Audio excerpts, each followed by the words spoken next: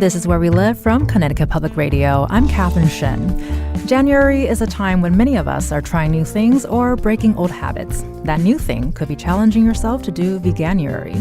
What's Veganuary, you ask? It's a 30-day plant-based challenge that originated nearly 10 years ago in the United Kingdom and has taken on a life of its own.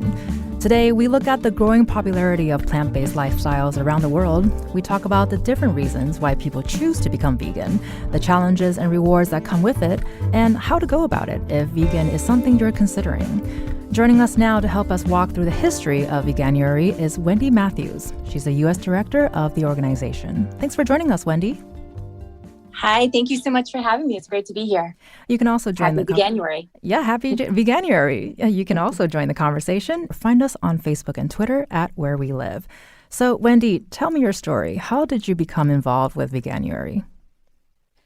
I'd love to. So, I grew up in upstate New York, pretty typical, hunting and farming community. I ate the average American diet, lower middle class diet, a lot of hamburger helpers, spaghetti and meatballs, things like that. And then when I went away to college, I took a class in environmental studies. I started learning a bit more about our food system and some of the ways where it's broken. And I just started exploring some of the assumptions I'd grown up with, that, you could trust where your food came from. And I went down every avenue, really. So first I learned about factory farming, and I realized that was not something I wanted to support. I didn't like what it did to the planet or to animals. So I started buying cage-free and free range. And then I learned you couldn't necessarily always trust those labels. So I started working on a small local pig farm. And it was the nicest farm I could possibly imagine. It was organic. It was small. The animals were well cared for. And I still saw some things there that I just couldn't unsee. And I realized that for me, I wasn't really comfortable with the way that meat was produced at any level. And so I decided to get involved in the nonprofit world and start exploring alternatives. And for me, that looked like getting a job at a small animal sanctuary in upstate New York and really getting to connect with animals on a personal level and learn more about the reasons why someone would want to go vegan. And that was about 12 years ago. So I've really stuck with it. And it's, to me, the best way to eat, and it feels great. And I'm so glad to bring it to other people through my work with Veganuary. And like you said, you've stuck with it, and now you are working for the organization Veganuary. Can you explain to us what is the organization about, how did you get into it?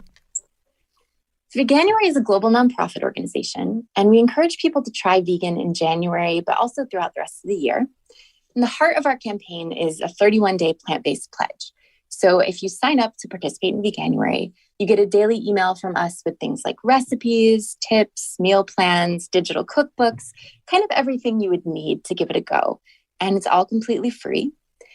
And in addition to the pledge, we also work with brands, restaurants, and retailers to help them launch and promote new vegan products in January, but also throughout the rest of the year. And last year, we had over 250 companies in the US alone take part.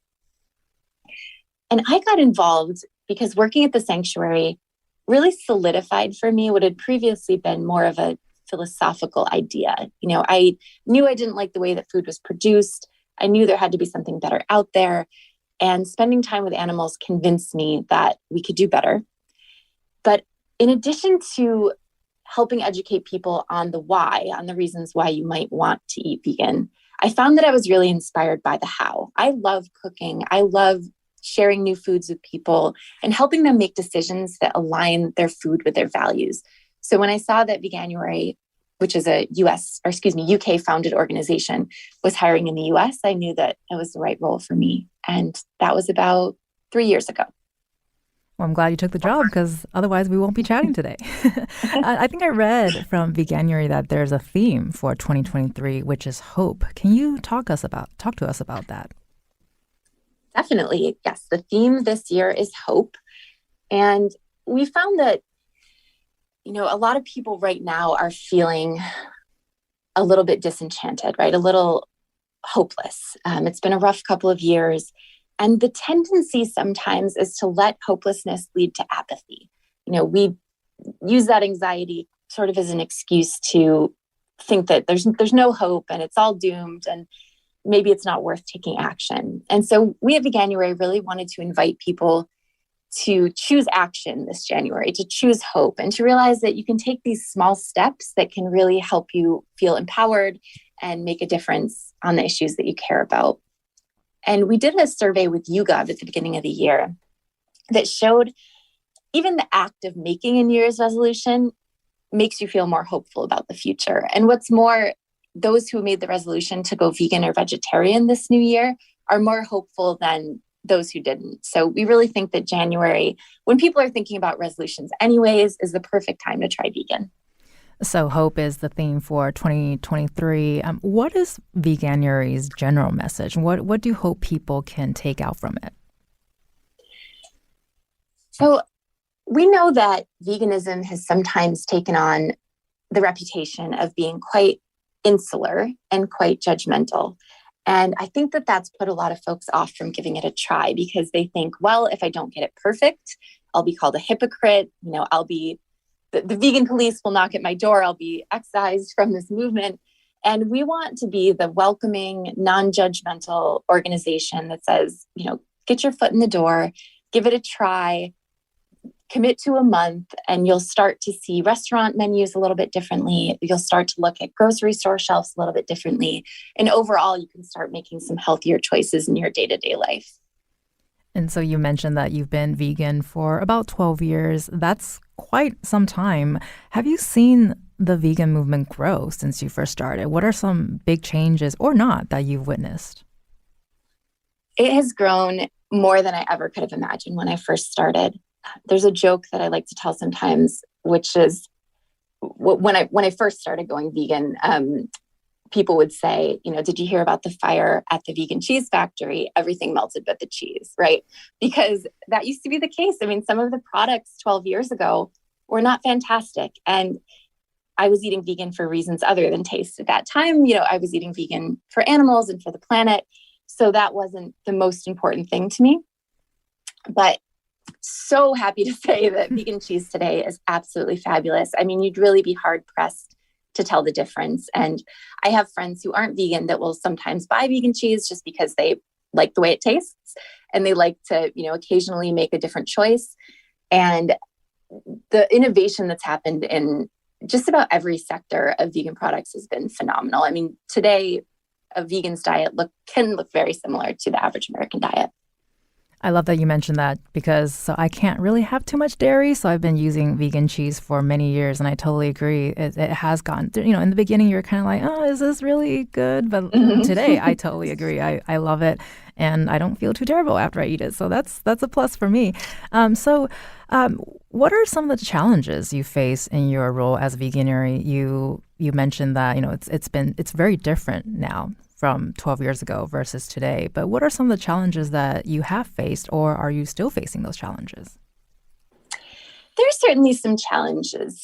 We founded in the UK in 2014, and Veganuary is absolutely a household name in the UK. It's very widely accepted. You see it in major grocery stores like Asda and Tesco, and it's just been unstoppable.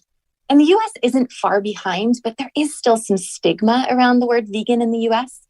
And so we're working really hard to help evaporate that. And the trend really is continuing to rise. We see more celebrities participating in Veganuary, but also just going vegan in their day-to-day lives. A recent study with YouGov showed that 30% of Americans have said their perceptions of a plant-based diet has changed for the better in the last 2 years. So the tide really is turning. But I think that we've got some work to do in the US where we have a very polarized political system and food system to help shifting that perception of veganism as being something that's desirable rather than something that's a sacrifice. And I'm assuming you've had a lot of conversations on this topic with many people, whether it's at work, with your friends or family. What has those conversations been like, especially since, you've been doing this for 12 years? Are people more accepting? Are they more curious? Or what has that been like for you? I think curious is a great word. I've noticed people ask me what I do all the time, right? So I'll get in an Uber and someone will ask about my job. And so within 5 minutes, we're talking about veganism. And that used to be a real conversation killer. I mean, people would kind of shut down or feel judgmental or feel like they're being judged and or judgmental towards me. But now there's so much curiosity. Almost every time I mention that I work for Veganuary, the person I'm speaking with says, "Oh, Veganuary, I've heard of that. I only drink almond milk, and I've always thought maybe I would like to eat less meat." And there's just this incredible curiosity and openness to it now that is really inspiring to see. And what advice do you have for those trying to but struggling to eat plant-based, especially if they have health issues or budgetary issues stopping them from making those choices? So I have a few pieces of advice that I give to anyone who's curious about making changes to their diet. First, I would say absolutely sign up for Veganuary. I know I'm biased, and of course I have to say that, but I really think support is key. You don't have to do this alone. And a lot of the reason that people will end up not going vegan or going back on it is because they don't have the proper support and resources to succeed. So when you sign up, you get meal plans, nutrition trackers, but also a budget meal plan. And I think that is really helpful for folks who are concerned about budget or worried that vegan isn't affordable. And we worked really hard on that plan to make sure that every single meal comes in under $1.40 per serving, which is the average amount that a SNAP recipient receives. So we've got a lot of tips about how to manage your budget and how to get started. And then secondly, I would really encourage people to not think of it as an all or nothing commitment. Changing your entire diet is difficult, and it's likely that you're going to have slip ups or make mistakes, but it's important not to use that as a reason to give up completely. Do your best every day, cut yourself some slack when you're not perfect, and know that it does get easier. And what are some of the positive and negative impacts can a vegan diet have? Sure. So we look every year at the reasons that people sign up. And the top reasons every single year are animals, environment, and health. And we really see positive impacts in all of those categories. So we do a survey every year about the health benefits that folks see even within those 31 days. And last year, 48% of participants said that their skin improved, 61% said they had more energy, 57% said they were in a better mood. So they've seen some really fantastic health benefits, even in this short period of time. And then in terms of the planet, we see a really fantastic collective impact happening every year. We had a Harvard researcher take a look at what we've achieved together as Veganuary participants. And the savings, on eutrophication and on carbon emissions are just astronomical. And it's more than any of us could do alone. So there's such a positive collective impact.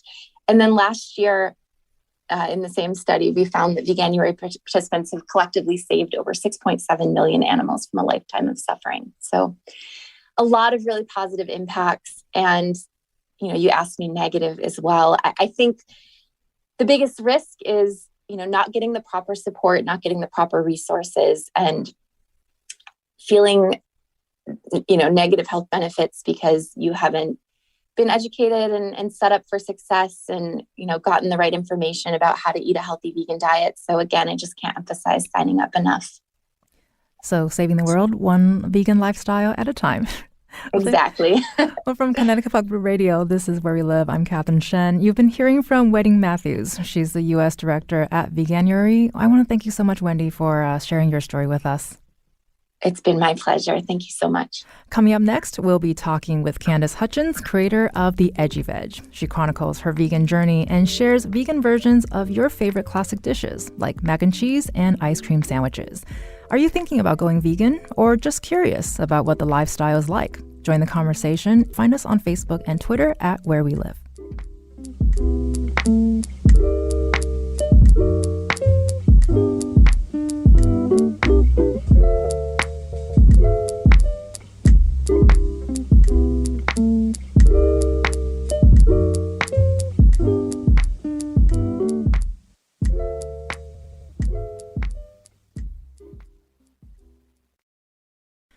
This is Where We Live from Connecticut Public Radio. I'm Catherine Shen. Being vegan can be edgy and cool. That's what Candace Hutchins, creator of The Edgy Veg, says. She joins us now to talk about how veganism can really be about enjoying comfort foods while breaking barriers when it comes to food education and ethics. Candace, thank you so much for being here with us today. Thank you so much for having me. You can also join the conversation. Find us on Facebook and Twitter at Where We Live. So, Candace, the edgy veg, tell me the story behind the name. Yeah, so I went vegan about 12 years ago, as well as Wendy. That's the lucky And number, it sounds like. it right?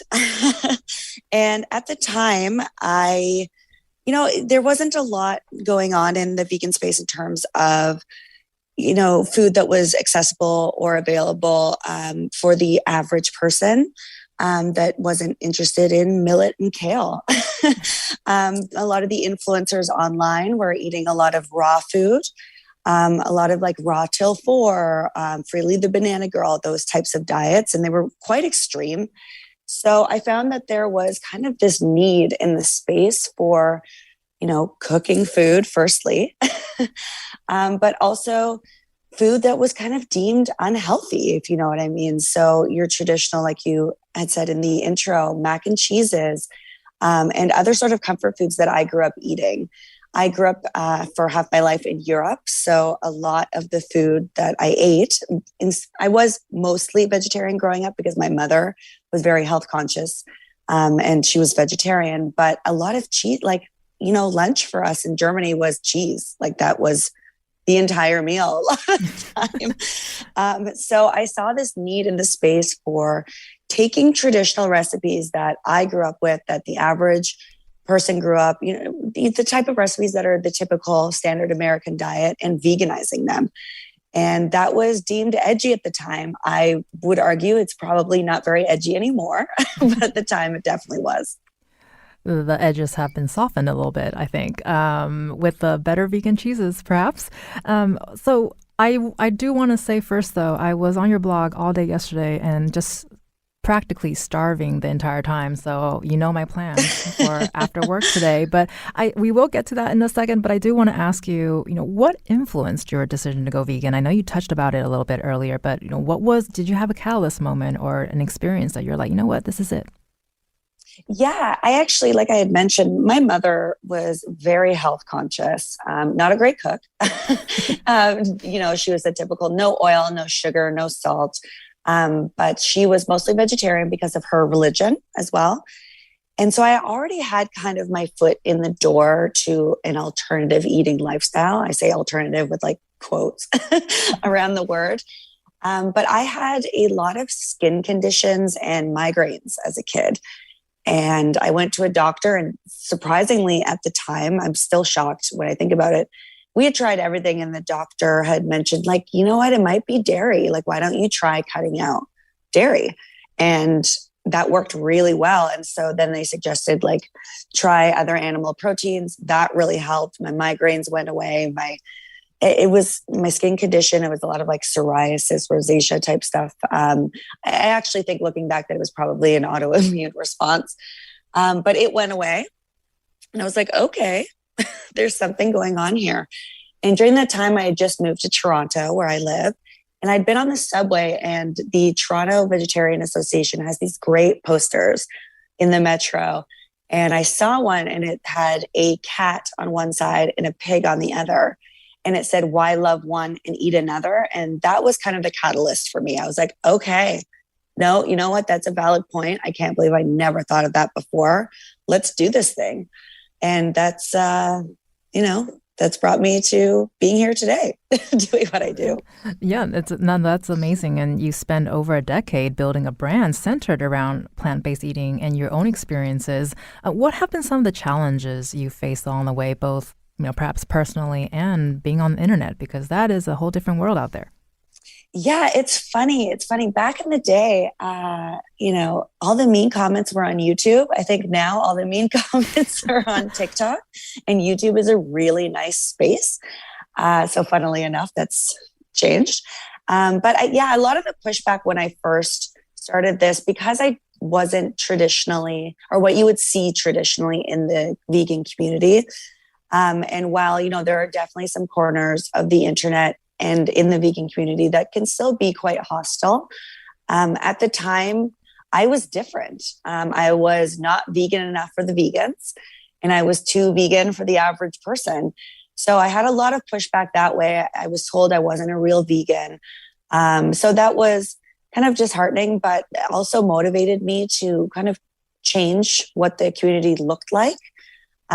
Because, I would hear from people like, oh, I'm scared of the vegan police. Like, I don't want to do this thing. And I think it was discouraging people from trying, this like all or nothing approach, this vegan purity approach.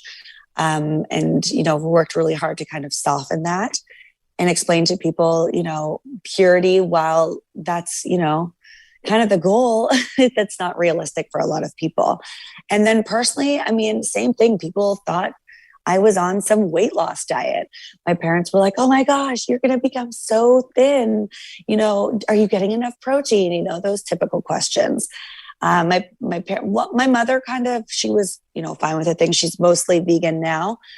She kind of got it. She had a lot of vegan friends in her kind of like religious, like very health centered community that she was in. But my father like could not wrap his head around it. A lot of like, I don't know what to cook for you. Are you going to bring your own food? What are you eating? And I think that was probably the main barrier and challenge, was getting people on board and explaining, wait, when were vegetables a bad thing? Like, weren't you telling us as kids to eat more vegetables? And here I am. And it's you're worried about my health. This doesn't make any sense. So those are the main ones, definitely. That is such an interesting point. I want to share, Krista on Facebook left us a couple of points. She said, it will be hard at first, but don't give up. You can find replacements for everything. It's only expensive if you buy the fake vegan meats and frozen dinners. You'll learn to cook. And this fourth point is something we talked about earlier, is tofu isn't gross, I promise. Do you want to respond to that? She's definitely, you know what? Every point that she's made is definitely correct. And the tofu thing, man, it's like if you, I always laugh because if you serve anyone unseasoned food, chances are it's going to be bland and they're, not going to love it. And tofu is the same thing. There's so many amazing, amazing ways that you can prepare tofu. You can bread it and deep fry it. Who doesn't love something deep fried? Deep fried is always delicious. You're telling me you're not going to like a nice seasoned deep fried tofu. But, just the other day I grated up some tofu and made a tuna, like a plant-based tuna for a viral TikTok that's been going around. And, it was spot on. And so, yeah, definitely have to agree with her on the tofu thing. Just try it, season it. There's lots of great recipes out there. And yeah, going slow for me, going vegan was kind of the key here. I cut out obvious things first. I did meat first because that's how I spent most of my life, unless I was, visiting my father because my parents are divorced. But then I cut out obvious dairy and obvious eggs. So things like milk and scrambled eggs. And I took about 3 weeks to a month for each part of my journey. And then, after that, I did less obvious. So cakes, breads, anything that had kind of dairy products or eggs in it. And then after that, I did my closet. And so going slow and, taking my time was huge for my success in going vegan, because you're disrupting your entire life. And if you kind of jump in, some people do, I guess, but if you jump in with both feet, and try to do it all at once, a lot of people fail and they struggle and then they get frustrated and they give up. And so I always tell people, go slow, go at a pace that works for you, take it one thing and one day at a time, and you'll be more successful, definitely. I want to thank Krista for that comment, and not to make this all about tofu, but I do come from an Asian family and we prepare tofu very differently. So I totally agree with you that it can be great. So I also just wanted to touch a little bit on your experience being this influential content creator. Have you ever had to face culture wars when it comes to veganism? Oh my gosh. Yeah, all the time. Like I had mentioned earlier, the vegan police, very much a thing. Although I don't hear much from them these days, because I think the community is just so full with different types of people now. But back in the day, it was really hard and it was disheartening. And I found it very frustrating to, go to my YouTube channel and share this amazing recipe and have the majority of the people, love it, but I feel like a lot of the time the negative voices are the loudest. And so, going on there and then tearing it apart or talking about even other aspects of my lifestyle that were not related to veganism and tearing it apart. And, like I said, not being vegan enough for the vegans and being too vegan for the average person. But these days, I think a lot of it, so many things are just tied to a side politically, and veganism falls under that as well. I mean, I'm a very staunch feminist, and I find that can be incredibly divisive. I find that the vegan community for a long time was very white. It was a lot of blonde, skinny, very fit vegan influencers. And now finally, we have a lot of people from different walks of life, different ethnicities. And, we have these recipes from people from these cultures, not a white version of it. And I think that's been a discussion in the vegan community for a long time, that it's been very whitewashed. And yeah, that comes up quite a bit. And can you talk about your experience with different cultures in terms of veganism? Is that something that you've drawn inspiration from or learned from, or what can you share about that? Absolutely. I mean, so many cultures, the different Asian cultures, for example, a lot of Indian as well, have been for many years mostly vegetarian, or have had a huge variety of vegetarian or vegan cooking techniques, flavors, ways to prepare things. And I found when I was going vegan, I was looking to a lot of different types of Asian cuisine and Indian cuisine, African cuisine, to grab inspiration for different cooking techniques and flavor profiles, and really see how meals can be put together, not in the typical way. Let's bring it back this way. I find the typical American diet, I'm Canadian as well. You have your veg, a starch, and a piece of protein. And I found when I started eating this way, I had to reimagine that plate. My plate didn't look like that anymore. And I would turn to curries, for example. It's one dish, you have your rice and your proteins are all in it, and the sauce. And yeah, I had to reimagine what my plate looked like. And I turned to different cultures to get inspiration for that. And how do you approach people who are either not vegan or openly against veganism? I mentioned earlier that I have a lot of friends who have gone vegan, and I vicariously experienced that with them. And one of them said people get really defensive whenever they find out she's vegan. Is this something that you've experienced, or why do you think that is? Yeah, absolutely. Not only the defensive,ness, but also I made a TikTok about a year ago, and I did almost like a role play of me at a dinner party. And the minute I bring up that I'm vegan, everyone wants to tell me how they tried veganism for a day and it didn't work for them. And I find that people, it's almost like they get defensive because they know about factory farming. They know about the atrocities that happen to animals, and you're almost making them face that and rethink their decisions to not make a change. And I don't mean that in a judgmental way. I mean, there's things that I've consumed even before I went vegan, let's say like Nestle chocolate, for example, that is harvested in a way that's unethical. And you're just kind of like, oh man, but it tastes really good, but this is really bad. And you have this inner argument with yourself. And I think that that's what's happening, and that's what's making people defensive, because if you point out something that someone's been doing forever, they have a really hard time when faced with that cognitive dissonance. You know what I mean? So I find that has a lot to do with it, which is why, from my kind of standpoint, I like to go in with a really compassionate mindset when I talk to people. When they get defensive, I really try not to, fly off the handle or be rude or throw a bunch of really gruesome facts at them. I try to be very compassionate and engage in the conversation with them in a way that kind of lets their guard down.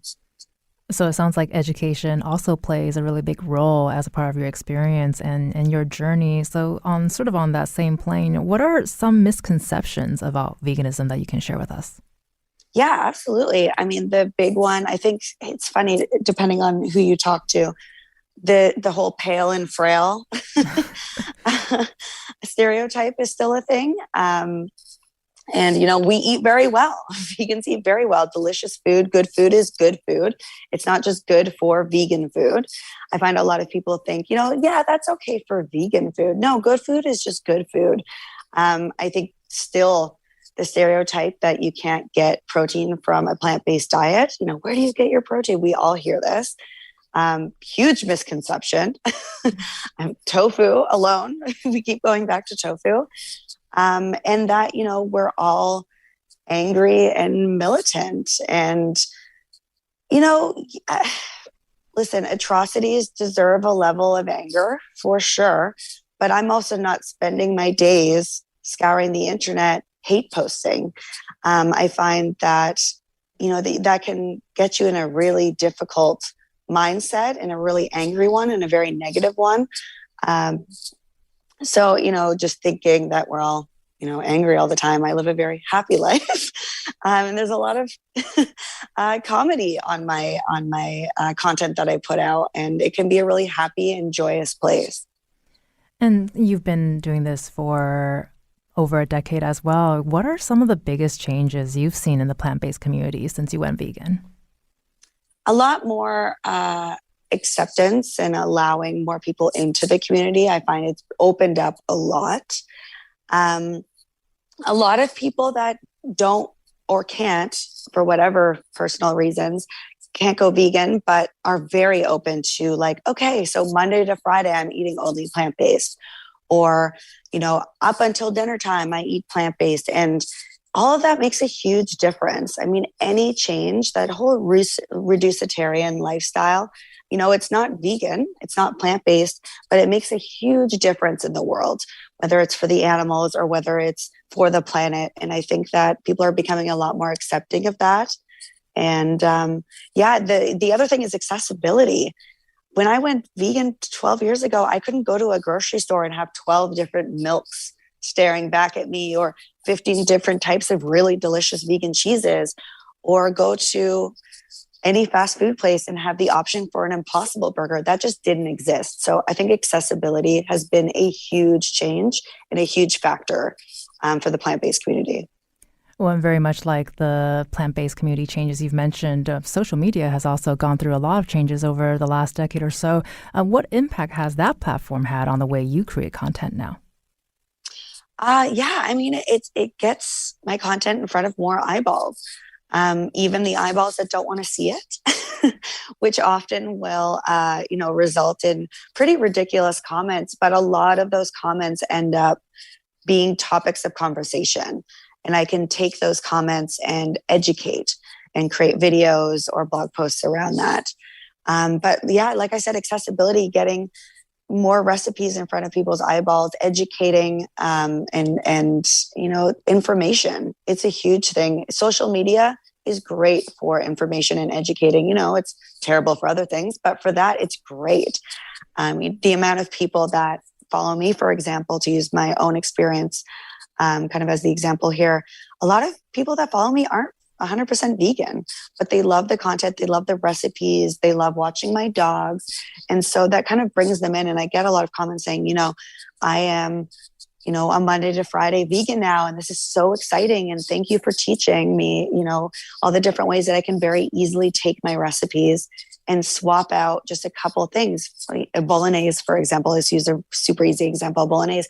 I had no idea that you could just, swap in Impossible beef or Beyond Meat. And I think that those are the simple things that once you've been vegan for a really long time, you kind of forget is not obvious to everyone. And I think social media is very helpful with that. We got about a minute left, but I do want to ask real quick that I get a gist from both of these conversations that, this is a non-judgmental space and having people take very small steps if this is something that they want to do. So do you have advice for people who have made eating more plant-based meals as part of their New Year's resolution?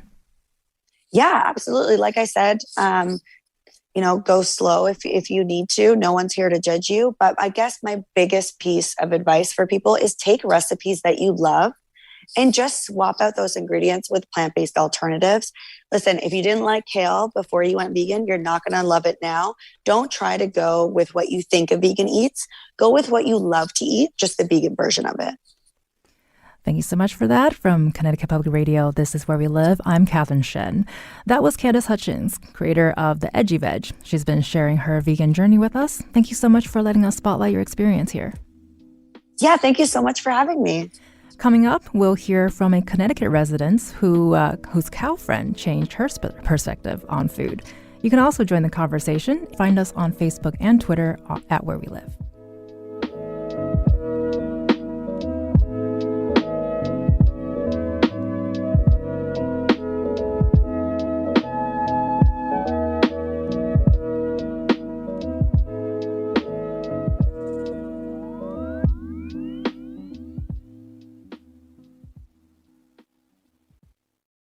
This is Where We Live from Connecticut Public Radio. I'm Catherine Shen. We've been talking about different reasons why people choose to go vegan. Now we have Mackenzie Sullivan with us. She's the co-founder of Ellie Mae Farm Sanctuary and Stores, and she's here to talk about her life-changing experience working with cows when she was a college student. Mackenzie, thank you so much for being here today. Thank you so much, Kat. I am so excited to be here. Well, I love the enthusiasm and excitement, and you can join the conversation too. Find us on Facebook and Twitter at Where We Live. So, Mackenzie, Ellie Mae is one of your cows, and you actually met her in a college course. Can you tell us a little bit more about that? Yeah, of course. So I was joining the animal science courses at the University of Connecticut. And I was vegetarian at the time. I actually went vegetarian for a, January 1st goal of mine when I was 13, and I continued on. And so when I met her, as a college student, I had this idea of, oh, she's a beef cow. I don't eat her, but everybody else, in my courses kind of had the idea of farm animals are for food. So I already kind of walked in with a different perspective. And so with Ellie Mae, I was able to take our relationship really slow, especially because, she didn't have a reason to really trust humans or to really understand what our relationship was going to look like as a human to a cow. So Ellie Mae became my best friend really quickly. I was down at the barns with her as often as I could be. And just spending the time with her, I got to learn so much from her. Cows are truly grass puppies. I know people love to say that, but they really are. They're humongous dogs. They wag their tails. They let you know when they're happy, when they're upset. They love treats. They just want to cuddle, and they run around and they play with each other, just like, your typical pets do. So that's where that kind of all started, was meeting Ellie Mae and just learning directly from her how a farm animal would, interact with a human, and that it's different. It's not what people think. It's not just, Ellie Mae as a food item. She wants to be here. She wants to live. She's just like my dog. And can you share with us your experience going vegan? Definitely. So I did not go vegan right away when I met Ellie Mae. I still had the perception that, I didn't eat meat at the time, but the byproducts of animals, I didn't see a problem with it. And so when I really got to learn a little bit more was when farm sanctuaries came to light in my life, which was shortly after I graduated from UConn. And so with Ellie Mae, she had gone to live at a different farm. She was sold from UConn. And so I continued to see her almost every weekend for about 3 years. But in 2018, after I graduated, with social media and things like that, my eyes opened to the world of, veganism and farm sanctuaries, and the fact that people, put a mission out there to rescue farmed animals, to allow them to live the way they should be, to allow them to live their natural lives.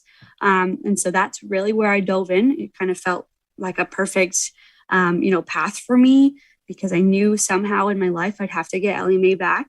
And I couldn't put her in my backyard in a suburban area. And so for me, really getting to connect with other sanctuary owners and getting to see their experiences like via social media, I realized that, we can make this happen.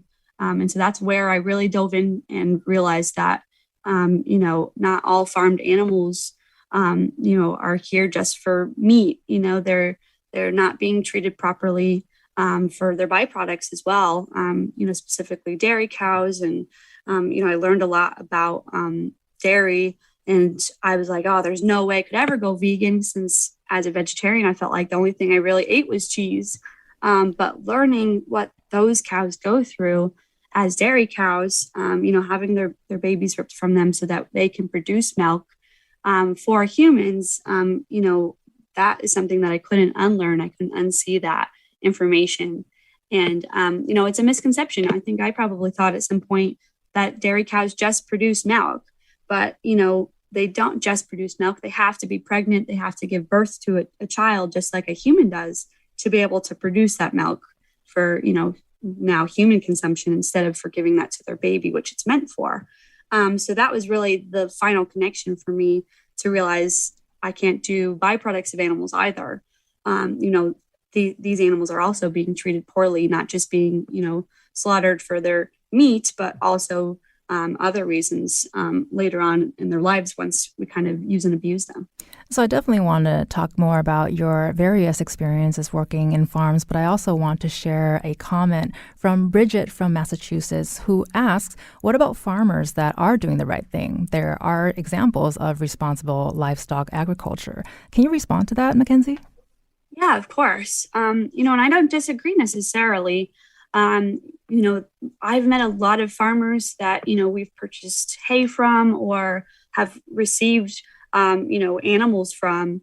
They do have, a compassionate side to them. I do truly think that they care for their animals, mostly because, it's a way for them to, have an income and to live their lives. But that's also all they've ever known. And so at the end of the day, with those farmers, unfortunately, those animals are going to be produced and then, eventually slaughtered, including dairy animals, for human consumption. And so that's really where I think my main point is that animals want to live just like we do. And if you care for your dogs and your cats, you should think of it in a light where, dogs and cows are exactly the same. They don't want to be murdered. They don't want to have their babies ripped away from them. They want to live with their families. They don't want to be forcibly pregnated. I know it's a bit of a dark topic that I'm diving into, but, they just want to be here on the planet with the rest of us. They truly do not want to be farmed. They just want to hang out in pastures and, be cows. I think that's, the main point. And, I know that farmers do have compassion. I've seen it myself. But, they just, have to think of things a little bit differently, and they've grown up most likely that way. And so, we're here to kind of give people the perception as to, animals want to live. They don't want to be on their, on your plates. They want to live out their natural lives the way that all animals, including human animals, want to. So I think that's a good response to, farmers in general. And so, you've been doing this for a while, and I'm wondering, has there been any hurdles in Connecticut in terms of working for a sanctuary, or are there any challenges that you faced in that sort of perspective? Yeah, definitely. I've come from a farm town. Used to joke that, there were more cows than people in our town at one point. And so I got to experience, seeing farms around me, but I did not grow up on a farm. One of the main challenges that we've found is just with other farmers around us is they don't understand why do you have 13 cows and you're just having them as your pets? They don't understand that. It's not a concept that they can, kind of understand. They feed their animals so that they can make income later down the line.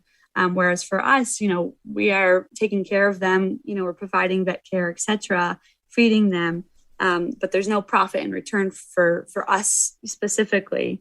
And so I think, getting people to really realize that we're here to kind of, make a bit of a disruption to what people think of as normal. And so, especially when we were first looking for farmland, it's expensive in Connecticut. And so we, as a nonprofit, we wanted to find something that was somewhat affordable. And so we got really lucky as to where we are now, but we are located in Stores, and we're 5 minutes from UConn's campus. And so when I was a student at UConn, animal science is a huge program there, and they have farms, they have dairy cows, they have beef cows, they've got, pigs and chickens, etc. And so we want to kind of influence those people, those, students that are in animal science, that it doesn't just have to be for, farmed animals that they farm, that they have to then, produce for humans. We just kind of want to show people that, have some more compassion, realize that these animals do want to live. And so I think that's one of the bigger hurdles that we've had to surpass in Connecticut specifically. And then other just, getting people to understand what the word veganism means, and how to become vegan if they're interested, and allowing them to kind of make their connections on their own as to why they should be vegan. Thank you so much for sharing that with us. You've been listening to Mackenzie Sullivan, co-founder of Ellie Mae Farm Sanctuary and Stores. Mackenzie, thank you so much for being here today and sharing your story with us. Thank you so much. I'm so happy to be here, Kat. I'm Catherine Shen. Today's show was produced by Anya Grandowski. Where We Live is produced by Tess Terrible and Katie Pellico. Our technical producer is Kat Pastor. Download Where We Live anytime on your favorite podcast app. And thank you so much for listening.